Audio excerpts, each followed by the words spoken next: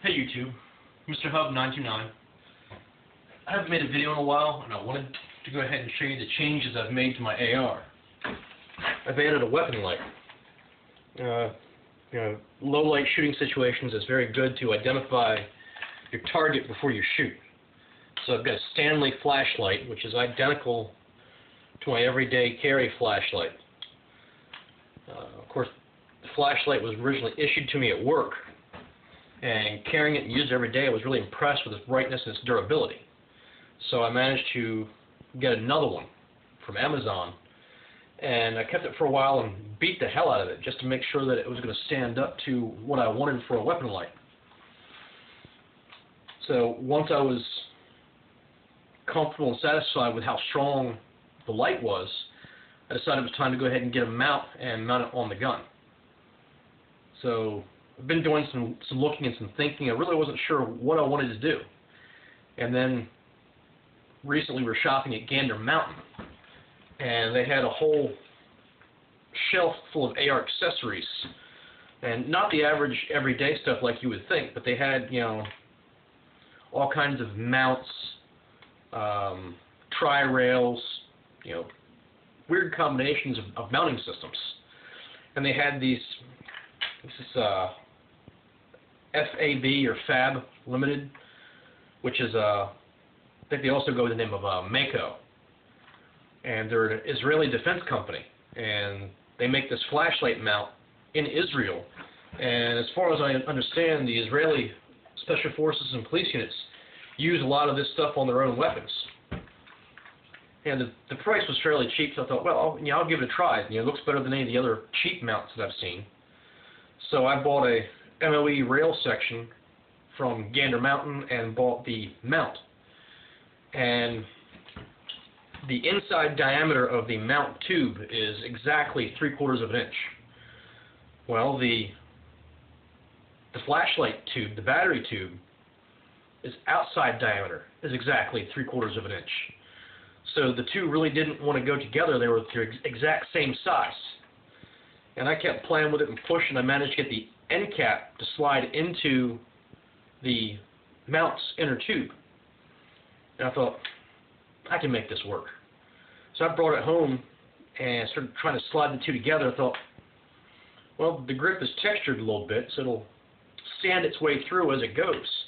So I come out here to the shop, and I actually ended up taking a hammer and covering the mount with a piece of cloth, turning the bezel down on my workbench, and using a hammer to drive the mount into the position on the light where I wanted it mounted at.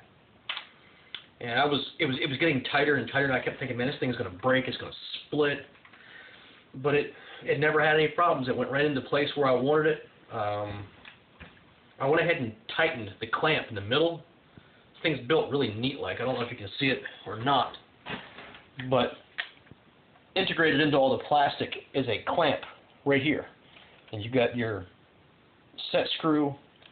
On the other side of the clamp, you have your nut that tightens up around the tube.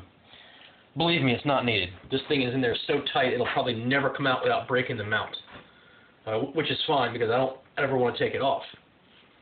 Another neat thing about this mount is it's a quick release mount. It's got a push button right here, and you push that button in, either push it or pull it, and slide it off of the rail system.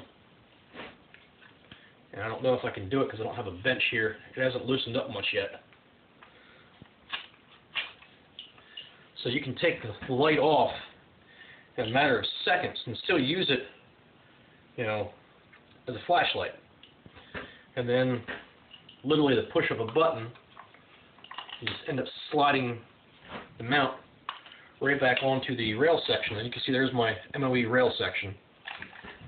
So a little push button on the side, and it works that plunger in the middle. And that's what locks it onto the rail. Push in, pull back.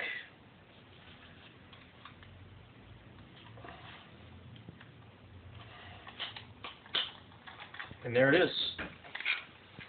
So that was one feature I really liked about having, the light mounted the gun is how quickly you could take it off to use it, you know, to use the flashlight for something else.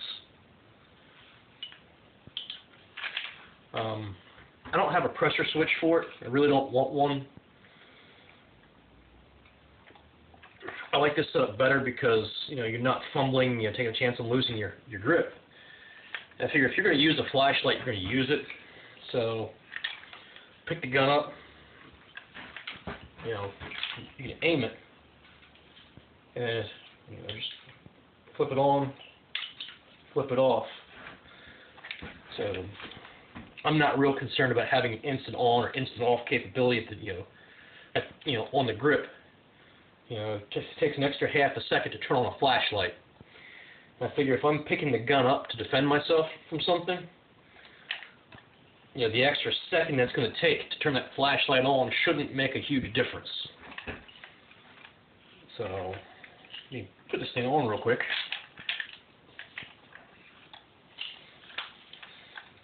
So, AR-15 mounted.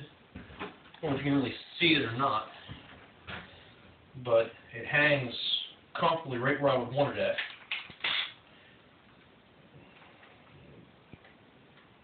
Turn the sight on and pull it up and aim. And if for some reason I decide I need, you know, walk into a dark room or someplace with no light, push the button and walk in. And it actually does a very, very good job of lighting up everything in front of me in the dark.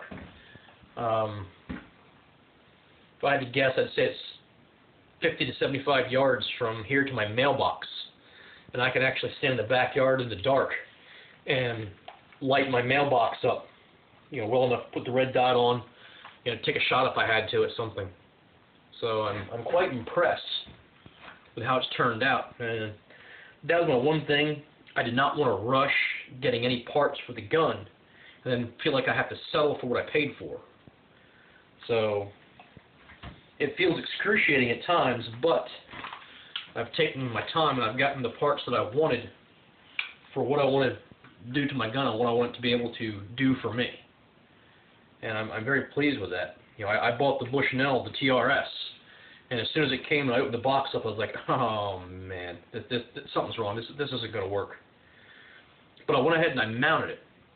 You know, just, you know, see what's going on. I ended up falling in love with it. I love the sight, and the flashlight is the same way. The only difference is I wasn't surprised, you know, when I opened the parts up. So I just had to make them work. And surprisingly, everything went together very, very easily and worked very well. So I've been nothing but pleased with every step that I've made with this gun.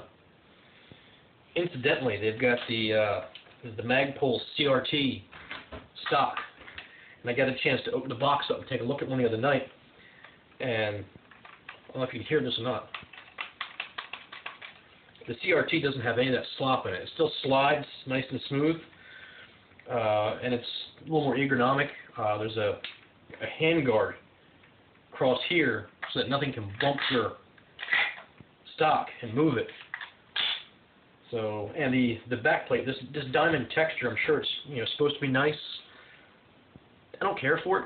And the Magpul MOE is more of a rounded off contour, so it fits snugly into your shoulder for a good purchase. And if I can swing the money in the near future, I'll be replacing this, and then all of the furniture on my AR will be Magpul.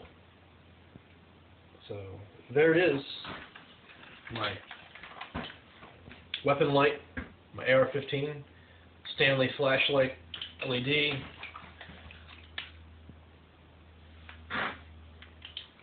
Little James Yeager dramatic effect there. So there you have it. Alright, if you like this video, please subscribe. I'll be doing videos quite often as I can, as I change things on my guns. And anything that I feel is mentionable, I'll do a video and a review on. So, thanks for watching. Like I said, if you like, subscribe. Thank you very much.